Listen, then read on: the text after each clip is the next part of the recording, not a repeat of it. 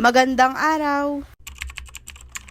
Malamig na panahon nga ngayon kaya naman heto ay nandito na nga muna kami sa may labas. Ang sarap nga sa pakiramdam yung sikat ng araw. Nagpunta nga pala kami sa may palengke para bumili nga ng kailangan na ingredients. Maaga na nga akong gumayak para maaga nga din kaming makauwi. Dahil kaarawan nga ng mama namin kaya naman heto ay binilhan ko na nga pala ng ingredients para kako naman ay makapagluto na nga din ako kauwi namin. Ilang nga pala kami ng mga oras na ganyan kaya naman niluto ko na nga pala itong minarinate ko nung nakaraan. Buti na nga lang ay bumili na nga din pala ako ng pabalat. Niready ko na nga pala yung mga kailangan na ingredients bago nga ako maligo. Kinuha ko na nga pala itong mga carrots sa may rep namin at buti na nga lang ay hindi pa nga din nasira. Ilang araw na nga din nasa rep namin itong mga vegetable pero hindi nga nasira. Tapos ko na nga palang binalutan itong mga Shanghai kaya naman heto ay niready ko na nga pala itong mga kailangan na ingredients para sa pansit. Hati-hati ko nga lang pala na pahaba itong carrots at tinati ko na nga lang pala sa dalawa. Buti na nga lang ay medyo malaki nga itong carrots kaya naman hindi na nga namin kailangan bumili po. Kinuha ko na nga pala itong tirang giniling kaya naman dali-dali ko na nga pala nilagay sa may plastic. Bali ginawa ko na nga lang ganito parang burger patties. Nilagay ko na nga muna sa may ref at lulutuin ko na nga lang din yun para sa tanghalian. Ikan ko na nga pala itong ini-slice kong carrots at ganito nga lang pala yung paghahati ko. Hindi ko nga matansya yung laki at haba nito pero okay na yun. Bali nilagay ko na nga pala lahat ng carrots at hindi ko na nga pala na-separate. Bali heto nga pala yung Shanghai na nagawa ko pero okay na yun basta meron. Charis. Binabad ko na nga pala itong pansit kaya naman nagluto na nga pala ako ng ulam namin. Ito na nga lang pala yung tanghalian namin mga mami at nilagyan ko nga lang pala ng konting harina at nilagay ko nga pala sa may plastic para magbukang burger patty. Okay na nga pala yung kulay at golden brown na nga to ay binaliktad ko na nga pala at nilagay ko na nga pala sa may silyo. Ito nga ay ganito nga yung paraan sa paggagawa ng burger patties. Charis. Ang sarap nga nito pagka pinarderan mo nga ng suka. Forward after nga pala namin kumain ay niready ko na nga pala itong lulutuin ko dahil 2:00 na nga pala ng hapon. Hindi ko nga namalayan yung oras kaya naman iniwan ko na nga muna si Tyler habang kumakain. Nisa ko na nga pala itong kikiam at squid ball. Heto nga lang pala yung pinakasahog nito mga mamish pero masarap. Ko na nga pala ng oyster sauce at nilagay ko na nga pala lahat to at hindi ko na nga din pala nahati. Ang gagawin ko nga sana ay 2 beses nga pala ako magluluto pero hindi ko na nga din naihati ng mabuti dahil nahihirapan nga ako sa paghahati. Kaya naman inisahan ko na nga lang to kahit nahihirapan nga din ako maghalo. First time ko nga lang pala magluto ng pansit ng maramihan. Kaya heto, todo kayod ako, charis. Yan ko na nga pala ng Knorr cubes at hindi ko pa nga nilalagyan ng tubig. Naman nga ay nilagay ko na nga pala tong green beans at binuhusan ko na nga din pala ng toyo. Tinatansya-tansya ko nga lang pala yung kulay at lasa nito, charis. Pagkatapos ko nga pala nilagyan ng toyo ay hinalo-halo ko nga lang din to para kako naman na hindi masunog.